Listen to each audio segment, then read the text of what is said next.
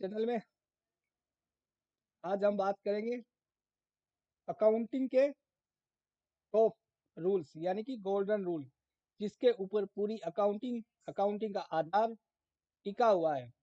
और दो चीजें हैं, एक आप कहीं पे भी अकाउंटिंग करेंगे उसका बेसिक आधार ये रहेगा, दूसरा जूनियर अकाउंटेंट आरपीएससी या बिजली घर डीएलबी अकाउंट असिस्टेंट, जहाँ पे अकाउंटिंग से रिलेटेड क्वेश्चन पूछे जाते हैं वहां पे भी गोल्डन रूल से संबंधित 2 या 3 क्वेश्चन 100% पूछे जाते हैं। गोल्डन रूल क्या होते हैं, इनकी नेचर क्या होता है, कौन से अकाउंट किस नेचर का होता है, इत्यादि इत्यादि पूछे जाते हैं। आप किसी भी एग्जाम के पेपर में देख सकते हैं। अब हम आते हैं टॉपिक पे, गोल्डन रूल। इसमें 3 तरह के गोल्डन रूल बताए गए हैं, personal account, real account and nominal account. Personal जिसको हम व्यक्तिगत बोलते हैं, रियल जिसको हम वास्तविक, और नॉमिनल जिसे हम अवास्तविक। अब रियल और नॉमिनल, रियल अकाउंट एक तरह से हम कहें संपत्ति अकाउंट यानी कि एसेट्स अकाउंट, संपत्ति या असेट्स अकाउंट होता है, वह है ही रियल अकाउंट होता है। और ध्यान रखने वाली बात है, जूनियर अकाउंटेंट में पूछा गया है संपत्ति का नेचर या संपत्ति का बैलेंस क्या होता है, तो ये याद रखिए उसका बैलेंस डेबिट होता है। नॉमिनल अकाउंट, नॉमिनल अकाउंट क्या होता है, एक तरह से profit and loss account he nominal account है, यानी कि सभी खर्चे और इनकम जिसको हम पीएनएल में शो करते हैं वही नॉमिनल अकाउंट होते हैं। तो कुल मिला के इनको समझने के लिए हमें अकाउंट गोल्डन रूल को समझने के लिए एक टॉपिक वाइज हम आते हैं। पहला है पर्सनल अकाउंट, सभी व्यक्तिगत नाम, कंपनी हो सकता है, ट्रस्ट हो सकता है, या किसी का नाम हो सकता है, व्यक्तिगत नाम, पर्सनल नाम।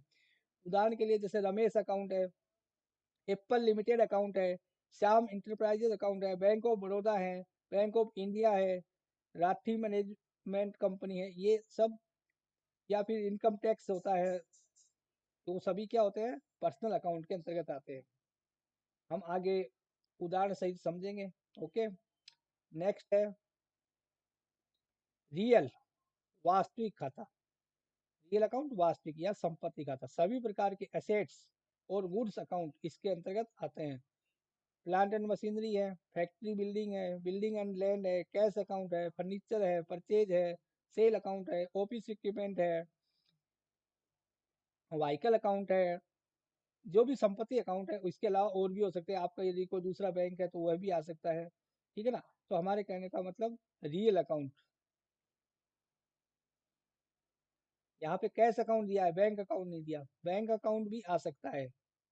ओके, रियल अकाउंट जो भी संपत्ति है, plant and machinery, purchase, factory, sale, building, office.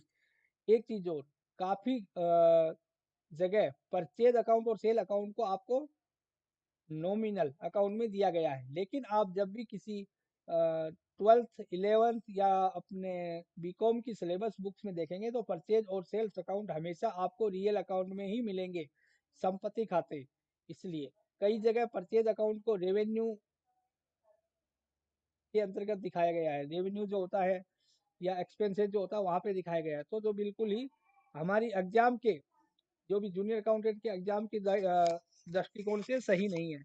इसलिए हमें परचेज और सेल्स को रियल अकाउंट ही मानना है। जो भी ऑथेंटिक बुक है उसके अंदर आपको संपत्ति अकाउंट ही मिलेगा, इसलिए बिल्कुल भी यहाँ चेंज ना करें कि यह नॉमिनल अकाउंट में आएगा। नेक्स्ट है नॉमिनल अकाउंट, जो भी बिजनेस या कंपनी संबंधित आय और खर्चे होते हैं, जैसे प्रिंटर एंड स्टेशनरी एक्सपेंसेस है, बैंक कमीशन चार्जेस है, बैंक इंटरेस्ट चार्ज है, एडवर्टाइजमेंट अकाउंट एक्सपेंसेस है, इंटरेस्ट एक्सपेंसेस है, कमीशन इनकम है, इलेक्ट्रिसिटी एंड वाटर एक्सपेंसेस है, legal and audit expenses, interest received, rent and tax है, सैलरी एंड वेजेस है, या और भी कोई इनकम हो सकता है, फ्रेट कार्टेज है, फ्रेट अकाउंट है, फ्रेट आउटवर्ड है, फ्रेट इनवर्ड है, कार्टेज अकाउंट है। तो ये सभी नॉमिनल खातों की श्रेणी में आएंगे। तो यदि ये 3 गोल्डन रूल आपने समझ लिए तो 50% अकाउंटिंग आपकी कंप्लीट हो जाएगी। ओके, इसी के अंतर्गत हम आगे जो भी टैली के चैप्टर करेंगे वहाँ पे भी हमें समझने में आसानी होगी। नेक्स्ट है डेबिट और क्रेडिट। जैसे भी कोई भी हम ट्रांजैक्शन करेंगे तो एक अकाउंट डेबिट होता है, एक अकाउंट क्रेडिट होता है। यही अकाउंटिंग और टैली में भी होता है। ओके, तो अब हमें देखना है कि किस तरह होता है। जैसे पहला ही एग्जाम्पल दिया है, 5,000 रुपये का माल खरीदा। अब इसको क्या है, थोड़ा सा अपना खुद का जो भी है दिमाग माइंड वो भी लगाना पड़ेगा कि ट्रांजैक्शन कहीं पे भी मतलब उसको समझने की गलती नहीं करे। जैसे 5,000 रुपये का माल खरीदा, नगद खरीदा। अब यहाँ पे लिखा हुआ है 5,000 रुपये का माल खरीदा या नगद खरीदा। 5,000 रुपये का माल सतीश से खरीदा, ये दो चीजें हैं। 5,000 रुपये का माल नगद खरीदा, 5,000 रुपये का माल सतीश से खरीदा। इन दो चीजों में डिफरेंस क्या है? जैसे पहला है 5,000 रुपये का नगद खरीदा यानी कि कैश, यानी कि हमने चेक देके कैश देके खरीदा है। और दूसरा 5,000 रुपये का माल सतीश से खरीदा। इसका मतलब सतीश क्यों आ रहा है? वो इसलिए आ रहा है कि हमने उधार खरीदा है उससे। तो ये मतलब कहने का मतलब ट्रांजैक्शन को समझने की जिम्मेदारी आपकी है। या तीसरा ये भी हो सकता है 5,000 रुपये का नगद माल सतीश से खरीदा, तो नगद खरीदा तो सतीश का कोई लेना देना नहीं है। ओके, वापिस पॉइंट पे आते हैं। 5,000 रुपये का माल नगद खरीदा, that this is cash transaction. अब हमारा जो भी गोल्डन रूल है उसके ऊपर आते हैं। 5,000 रुपये का माल नगद खरीदा। देखिए यहाँ पे दो चीजें आ रही है, माल आ रहा है और कैश जा रही है। माल आ रहा है, माल का मतलब परचेज, परचेज का मतलब रियल अकाउंट। रियल अकाउंट क्या कहता है? जो वस्तु आती है उसे नाम करो, जो वस्तु जाती है उसे जमा करो। यही कहता है परचेज अकाउंट या रियल अकाउंट। वास्तविक खाते का रूल क्या है? जो वस्तु आती है उसे नाम करो, जो वस्तु जाती है उसे जमा करो। यहाँ पे माल आया यानी कि परचेज आया, हमने परचेज किया तो परचेज अकाउंट डेबिट।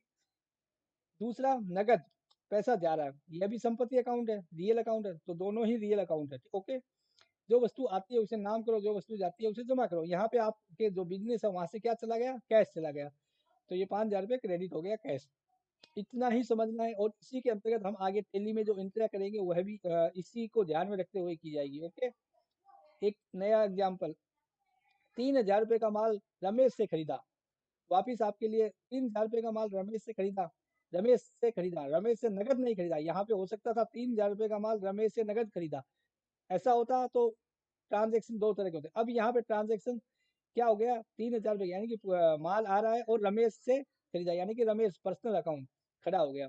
अब पहला जो है अकाउंट आ रहा है परचेज, वही संपत्ति खाता, संपत्ति खाते का रूल अपनाते हैं वापिस। जो वस्तु आती है उसे नाम करो, जो वस्तु जाती है उसे जमा करो। तो then purchase account will be debit 3,000 and credit to Ramesh. अब रमेश यानी कि पर्सनल, पर्सनल अकाउंट का रूल क्या कहता है? प्राप्तकर्ता को नाम करो, प्राप्तकर्ता को नाम, debit the receiver, debit the receiver, प्राप्तकर्ता को नाम करो और देने वाले को जमा करो, क्रेडिट द गिवर। अब हमें माल कौन दे रहा है? रमेश, रमेश पर्सनल अकाउंट है तो राम, तो प्राप्तकर्ता को नाम, देने वाले को जमा। तो यहाँ पे जमा किसको कर रहे हैं? रमेश को। रमेश अकाउंट क्रेडिट 3,000 रुपये। बिल्कुल इजी है, एक बार दो बार इसको समझना है और इसके 10 या 20 एग्जाम्पल। और यदि उसके बाद में भी आपकी जो 12th की बुक्स है या 11th की कॉमर्स की बुक, उसमें काफी एग्जाम्पल दिए हुए। एक बार थोड़ा सा आपने मेहनत की तो बिल्कुल क्लियर हो जाएगा। फिर भी वापस आगे नेक्स्ट ट्रांजेक्शन से देखते हैं। 2,000 रुपये का नगद रमेश को दिए, 2,000 रुपये नगद रमेश को दिए। देखिए तो यहाँ पे हमने क्या दिया? प्राप्तकर्ता कौन है? रमेश। और हम हमारे बिजनेस से क्या जा रहा है? कैश जा रही है। तो वही रमेश कौन है? Personal account. पर्सनल अकाउंट का नियम क्या है? प्राप्तकर्ता को नाम करो, देने वाले को जमा करो। तो पहला है प्राप्तकर्ता कौन है? रमेश। रमेश अकाउंट डेबिट 2,000 रुपये चला गया, देने वाला यहाँ पे कोई है नहीं। अब यहाँ पे क्या है? जो वस्तु आती है उसे नाम, जो वस्तु जाती है उसे जमा। यहाँ से क्या जा रहा है? कैश जा रहा है, तो कैश अकाउंट क्रेडिट 2,000 रुपये। यदि फिर भी समझ में नहीं आए तो आप कमेंट बॉक्स में या ईमेल कर सकते हैं। नेक्स्ट है 1,000 रुपये का चेक रमेश को दिया।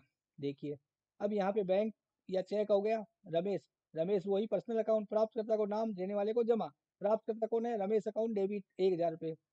जो वस्तु आती है उसे नाम, जो वस्तु जाती है उसे जमा। हमने चेक दिया यानी कि हमारा जो संपत्ति है बैंक, वहां से पैसा जा रहा है, तो बैंक अकाउंट क्रेडिट हो जाएगा 1000 रुपये से। नेक्स्ट, 3000 रुपये का माल मोहन को नगद बेचा। देखिए, नगद बेचा यानी कि नगद बेचता है तो कैश तो आएगी, तो संपत्ति अकाउंट होगा। जो वस्तु आती है उसे नगद बेचा, जो वस्तु आती है उसे नाम, जो वस्तु जाती है उसे जमा। यहाँ पे वस्तु क्या आ रही है, संपत्ति क्या आ रही है, कैश, पैसा आ रहा है नगद। तो कैश अकाउंट डेबिट 3000 रुपये, हमारा कैश का बैलेंस बढ़ गया। संपत्ति का अकाउंट हमेशा हमेशा डेबिट होता है। जूनियर अकाउंटेंट में पूछा गया है संपत्ति का बैलेंस क्या होता है, डेबिट होता है। और दूसरा क्वेश्चन पूछा गया था पेटी कैश का बैलेंस क्या होता है, उसका भी डेबिट होता है, क्योंकि पेटी कैश ही कैश का एक पार्ट है। जो हम ब्रांच में कोई व्यक्ति होता है, ब्रांच कंपनी की कोई ब्रांच होती है, वहाँ पे कोई व्यक्ति अपॉइंटमेंट होता है या वहाँ पे कोई खर्चा होता है, इसलिए उनको एक हम महीने की महीने एक मतलब कैश देते हैं इंटरेस्ट अकाउंट या पेटी कैश में।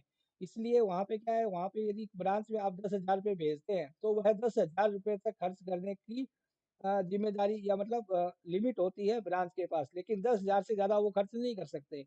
तो इसलिए पेटी कैश का बैलेंस या तो डेबिट होगा या जीरो होगा, ना कि क्रेडिट। ये क्वेश्चन जूनियर अकाउंटेंट में पूछा गया। तो वापिस टॉपिक पे आते हैं। 3000 रुपये का माल मोहन को नगद बेचा, डेबिट, कैश अकाउंट डेबिट और सेल अकाउंट क्रेडिट। नगद बेचा जो बस, तो यहाँ पे क्या गया, सेल यानी कि माल चला गया, तो सेल अकाउंट हो गया 3000 रुपये। नेक्स्ट ट्रांजेक्शन, 3000 रुपये का माल मोहन को बेचा। मोहन को बेचा इसका मतलब क्या है, उधार बेचा, नगद नहीं बेचा। मोहन यानी कि ये मोहन का क्या हो गया, एक डेटर्स है। जिसको माल बेचते हैं वो डेटर्स, और जहाँ से माल खरीदते हैं वो क्रेडिटर्स। तो मोहन को बेचा तो डेटर्स अकाउंट क्या हो जाएगा, डेबिट। और मोहन क्या है, पर्सनल अकाउंट। प्राप्तकर्ता को नाम, देने वाले को जमा। प्राप्तकर्ता कौन है, मोहन अकाउंट डेबिट, या मोहन एंड कंपनी हो सकता है, तो उसको नाम करेंगे डेबिट, मोहन अकाउंट डेबिट। और जा क्या रहा है, सेल्स, माल जा रहा है, तो सेल्स अकाउंट हो जाएगा क्रेडिट 3000 रुपये।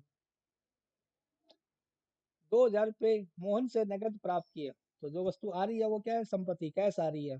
ठीक है, तो कैश का वही रियल अकाउंट, संपत्ति अकाउंट। जो वस्तु आती है उसे नाम, जो वस्तु जाती है उसे जमा। आई क्या, कैश, 2000 रुपये डेबिट। प्राप्त, और दूसरा अकाउंट मोहन, मोहन है पर्सनल अकाउंट, तो पर्सनल अकाउंट का रूल अपनाते हैं।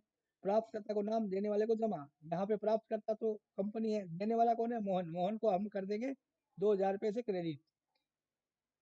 थोड़ा फास्ट हो रहा हो तो माफी चाहते हैं, लेकिन समय के हिसाब से इतना काफी है। नेक्स्ट है, 2000 रुपये का चेक मोहन से प्राप्त किया। देखिए, 2000 रुपये का चेक, यहाँ पे भी हर अकाउंट में, हर एंट्री में दो अकाउंट प्रभावित होते हैं। मोहन, तो प्राप्त करता या देने वाला मोहन हो गया, और हमारे पास कैश या बैंक आ गया, यानी कि तो चेक आया, तो चेक आते ही हमारा क्या हो जाएगा, बैंक अकाउंट। तो जो वस्तु आती है उसे नाम करो, यानी कैश आया, चेक आया, तो बैंक को हम डेबिट करेंगे। ठीक है, संपत्ति अकाउंट का, रियल अकाउंट का, वास्तविक अकाउंट का रूल यही कहता है। ओके, 2000 रुपये डेबिट बैंक अकाउंट। और प्राप्तकर्ता को नाम, देने वाले को जमा। मोहन जो पर्सनल अकाउंट है, तो वो देने वाला है, तो मोहन अकाउंट क्रेडिट 2000 रुपये। तो ये सब गोल्डन रूल होते हैं।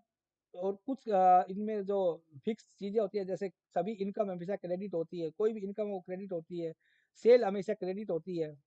ठीक है, सेल हमेशा क्रेडिट होती है, लेकिन सेल्स रिटर्न होती है वो डेबिट हो जाएगी। रिसिप्ट हमेशा क्रेडिट होती है। परचेज हमेशा डेबिट होती है। पेमेंट हमेशा डेबिट होती है। सभी खर्चे होते हैं वो हमेशा डेबिट ही होते हैं। Profit and loss account, machinery always debit. Machinery है, व्हीकल है, प्लांट एंड मशीनरी, वो हमेशा डेबिट बैलेंस बोलेगा। कैश है, बैंक जो भी। जीएसटी इनपुट होता है, वो हमेशा क्या होता है, debit. GST input, GST input किसे बोलेंगे, जब भी हम कोई माल परचेज करते हैं उसके ऊपर जो हमें इनपुट मिलती है उसको जीएसटी इनपुट बोलते हैं। ओके, जीएसटी आउटपुट, जब भी हम कोई सेल्स करते हैं उसके ऊपर हम जो टैक्स ड्यूटी कलेक्शन करते हैं उसे हम आउटपुट बोलते हैं। टैक्स पेबल, टैक्स पेबल का यदि साधारण सिंपल देखा जाए, टैक्स पेबल वही होता है, यानी कि पेबल का मतलब क्रेडिट है तो पेबल है, अदरवाइज डेबिट है तो पेबल नहीं है। टैक्स पेबल का मीनिंग क्या है, यदि टैक्स पेबल अकाउंट क्रेडिट आ रहा है, मैं एक अकाउंट बना रहा हूँ इनपुट, जीएसटी इनपुट, दूसरा अकाउंट हो गया जीएसटी आउटपुट। अब दोनों को मैं क्या है कि ट्रांसफर करता हूँ जीएसटी पेबल में। या टैक्स पेबल में एक मैंने ट्रांसफर कर दिया। अब वहाँ पे इन दोनों का बैलेंस यदि डेबिट आ गया तो इसका मतलब हम सरकार से, गवर्नमेंट से हम पैसा मांगते हैं, यानी कंपनी पैसा मांगते हैं, ना कि और यदि टैक्स पेबल अकाउंट क्रेडिट आ रहा है तो इसका मतलब गवर्नमेंट को पैसा देना है, टैक्स देना है, लायबिलिटी खड़ी हो गई है। आज के लिए इतना।